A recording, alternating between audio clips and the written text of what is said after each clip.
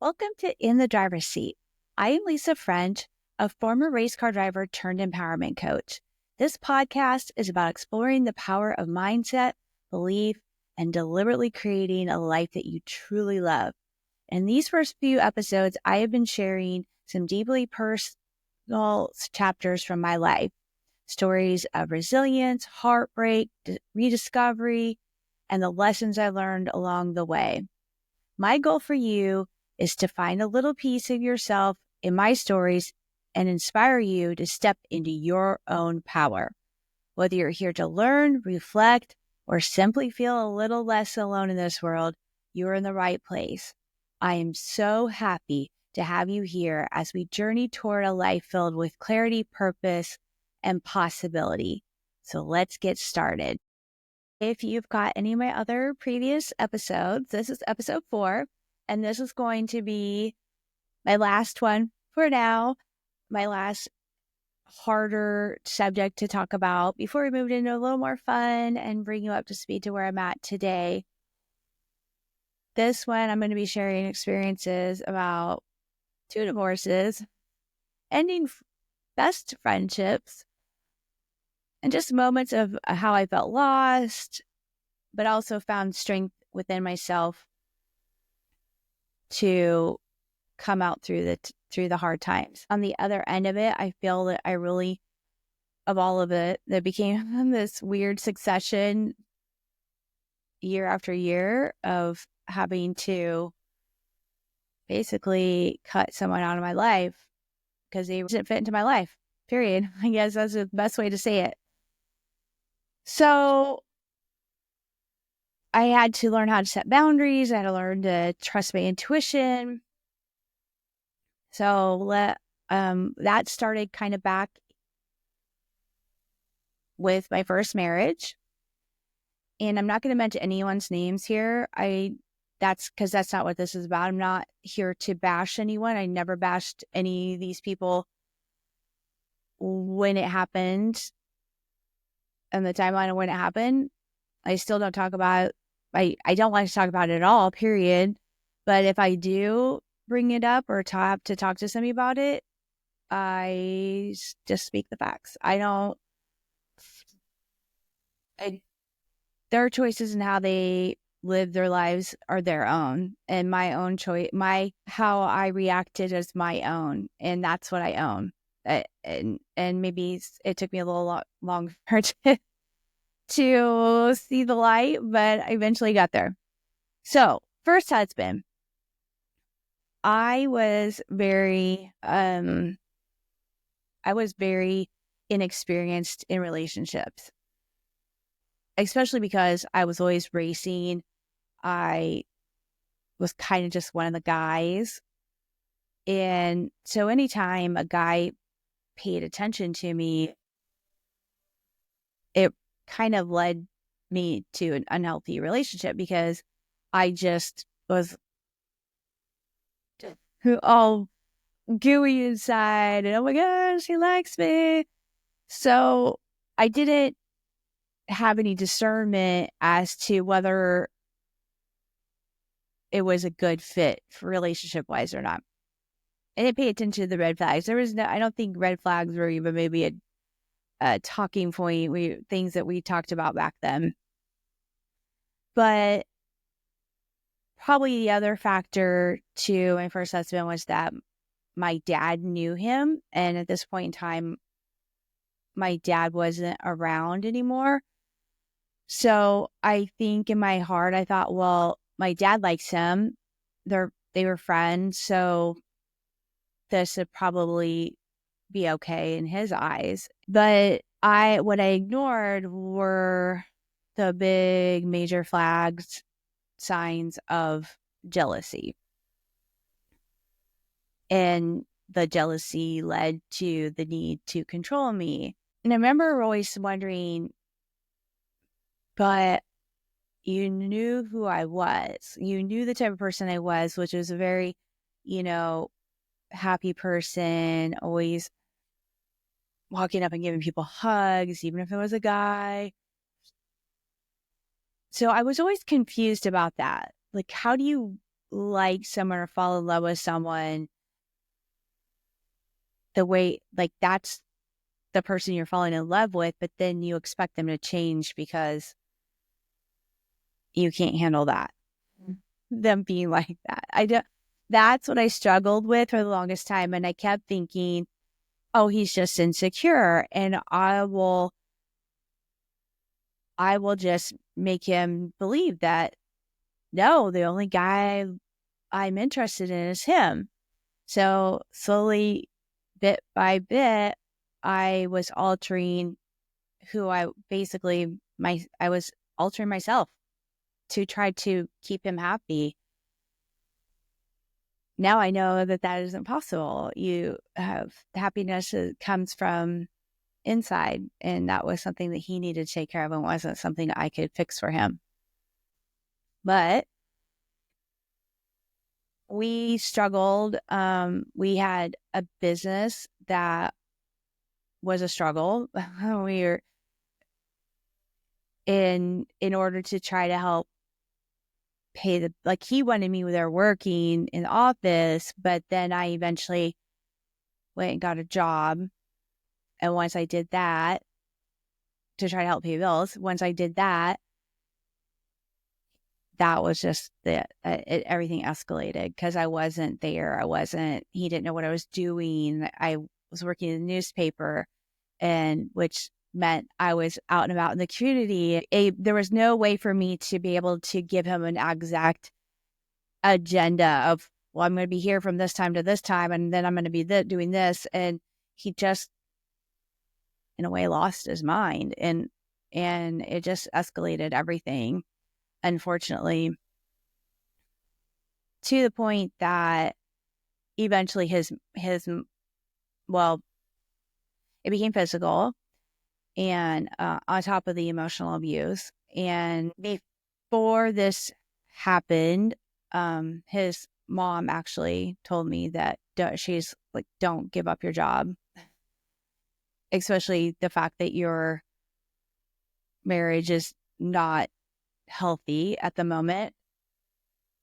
If things go real south, you're going to need that job. And there was something else. I mean, she also identified the emptiness in my eyes. And I think I started crying when she wrote a poem and she read it to me on the phone, and I started crying. I'm like, this is my mother-in-law. She's talking about her own son and what the toll the marriage had taken on me. So eventually I had to have him arrested for domestic abuse. It was a really hard day because the day it happened, like I said, I worked at a newspaper. In the paper, it was our deadline day to get everything to the press. The paper was going out the next morning, and I had pages that needed to be laid out. I probably had an article or two need to be finished. And I'm dealing with filing a police report. I'm going to women's shelter not to stay, but going there for assistance. They took me to the hospital to have photos taken, and as part of the evidence. And thankfully, the one thing I say is thankfully I wasn't severely injured.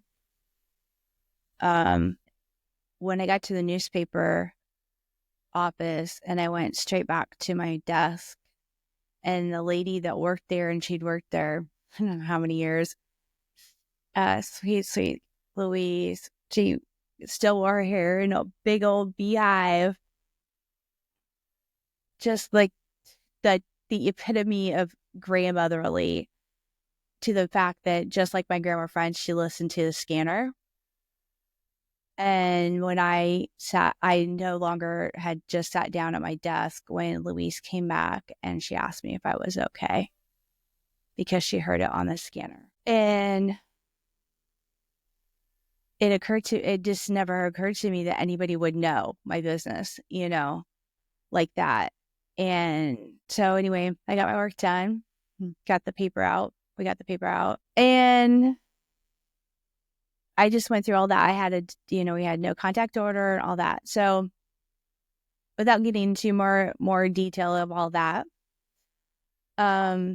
this was another thing that I meet someone else through friends, and he's way into me. I've not even through my divorce, and I'm basically dating someone else. Probably not my finest choice by any means. But again, I felt like, oh, he was really caring. And then I kept justifying the relationship in the way that, despite that I would see things that weren't great, wasn't something that I really enjoyed about him, I would always say, well, at least he's not jealous. He's not a jealous person. He's not, he's not going to physically hurt me. He's not going to whatever. I made all these, I was comparing him to my first husband, and I found out he was cheating on me, and I ended the relationship, but he seemed super remorseful. And a few months later, we started dating again. The one thing they was really great at was he was really great to my children. He did things that their own dad wasn't real great at, supporting them, going to playing with their friends, that sort of thing, taking them to do things. He was really, really good to my children. And we eventually, we got married. We dated for 5 years. After 5 years, we were engaged and got married after we'd been together about 5 years. And then was it maybe like a year or two after we got married, there was this succession of, it was weird because it was always the same month every year. I would find out he was talking to another female, and I am not at all a jealous person. So I don't care if a guy has a female friend, but I knew that it was inappropriate. Because he was hiding it, and just the way he would act about it and whatever. And so he would always stop, and then the next year it would be someone else. And then eventually, it was, I don't know, it was just really bizarre because it was like, it wasn't stopping. Like he would stop that one, but then right into another one. It wasn't like a year later. It'd be like 2 weeks later. So at that point in time, I just said, okay, obviously he's not going to respect our marriage. And so I had to, even though it was not what I wanted. I didn't want to end a second marriage. I decided if he wasn't going to choose, I knew he loved me, but he didn't respect our marriage. And that was, if there's no respect, then what's the point? So I moved out and ended the marriage.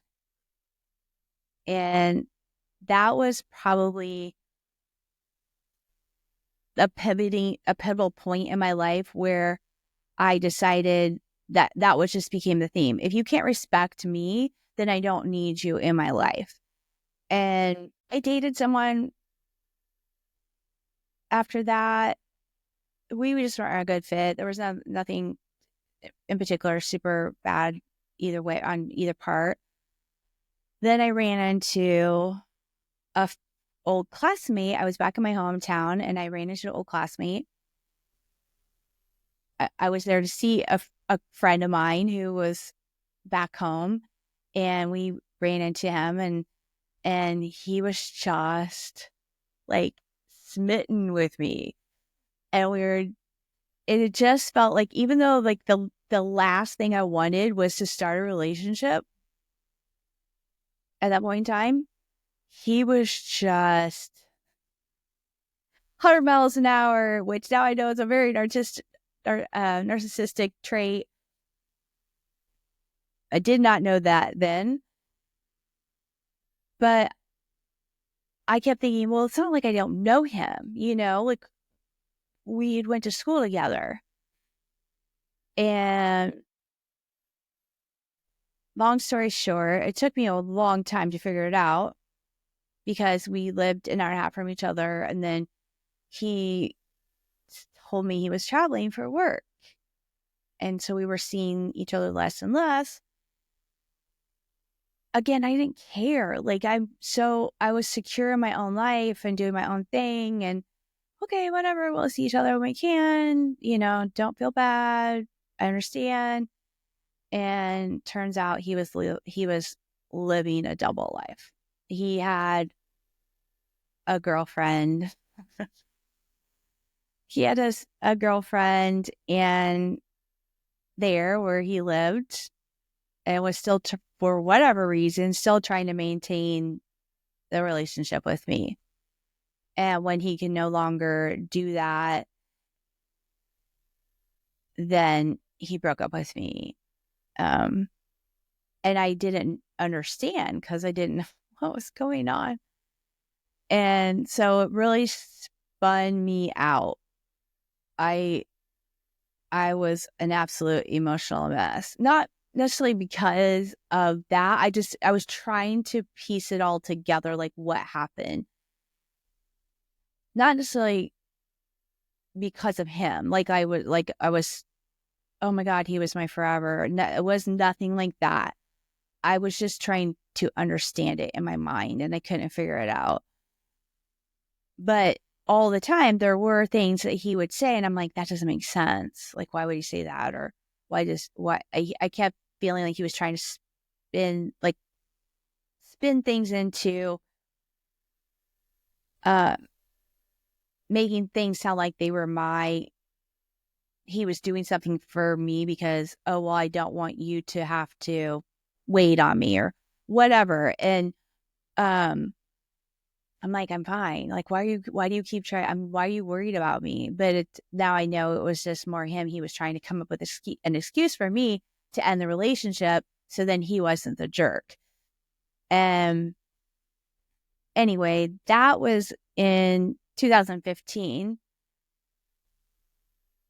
And that was the last time I dated anyone until very recently, or last couple years ago. Because when that happened, I just kept thinking to myself, I'm a relatively smart person. I know that I have attractive qualities and that sort of thing. So I kept saying, what am I doing wrong? Why am I choosing guys that are absolutely not the right fit for me? So I took a very long hiatus. And then once I took this big time out to try to figure out what I was doing and the lessons I was supposed to be learning, what are they?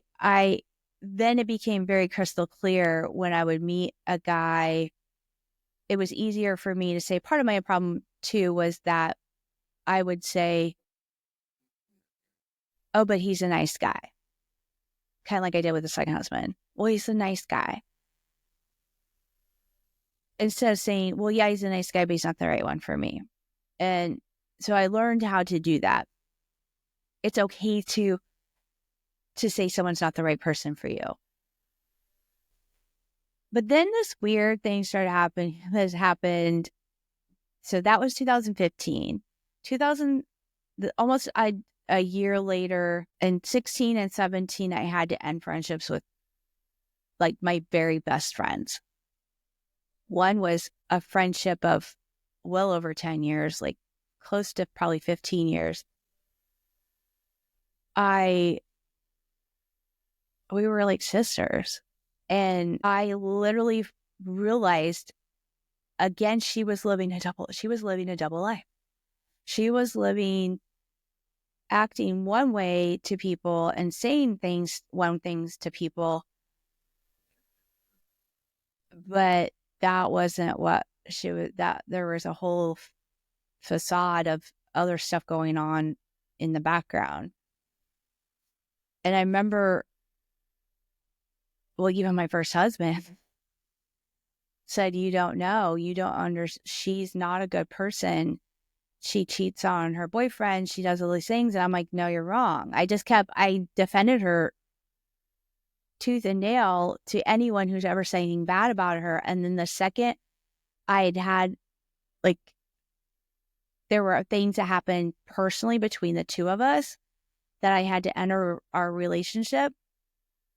And once I did, then my other friends who also knew her came to me saying all these other things, basically that my first husband was correct about all the things that she was doing. And so I think that so now I had this boyfriend, like within a year to like this major deception of living these double lives. And then another friend came who was not as close or as long of a friend as the 2016 one, but similar things of she was saying one thing, but another thing. I found out other things were happening. There was evidence of not very good behavior. And I just I don't want to associate with people like that. I don't want to associate with people who are not going to be truthful and authentic. If I can't believe what's coming out of your mouth, then I don't need to be your friend. And that's just the stance I took. I'm like, you might be a really good person. And I do believe everybody has good qualities on the inside somewhere, but I just had to draw a line in the sand somewhere. So then since then, I moved to Florida in 2018. I moved to Florida and then found out another one of my very closest friends also was living a double life. And I guess I don't get that part of me. I'm someone that has a struggle. I struggle to color my hair. I don't even put fingernail polish on. And it's not that I don't think that other people shouldn't do it. I struggle with it myself because I'm like, it doesn't look like me. Like I have a problem with not being authentic. So I guess I really have a hard time when others aren't doing that themselves with me. But everyone has a choice in how they live their life. That also means I have the choice of whether I want to keep that in my circle. So again, there's obviously so much more to all of that, all the different little chapters I shared. But really in the end, I needed to learn to trust my intuition, to pay attention to when people show you who they are, believe that, and to become better at defining my boundaries and what I will accept or won't accept in my life. I'm not perfect at it by any means, but I'm much, much better. And for that, I've become, I think my clarity and my strength and my defined self-worth makes the current relationships that I have are a lot healthier because of that. So that is the end of that.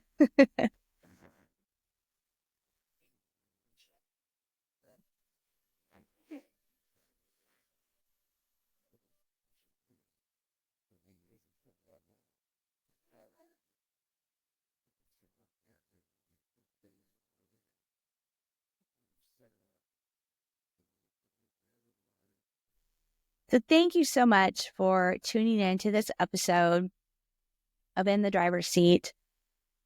The next episode 5, will be a lot more fun for me to talk about. It will be explaining my spiritual journey and how I started on that, which was very pivotal, very important to my growth and who I am and how I ended up in Florida. This is just the beginning of our adventure together. I cannot wait for you to explore more ways how you can take control of your life and create the life of your dreams. If this episode resonated with you, I would love for you to subscribe or like it, depending on where you're watching it or listening to it. Leave a review, a comment, share it with others.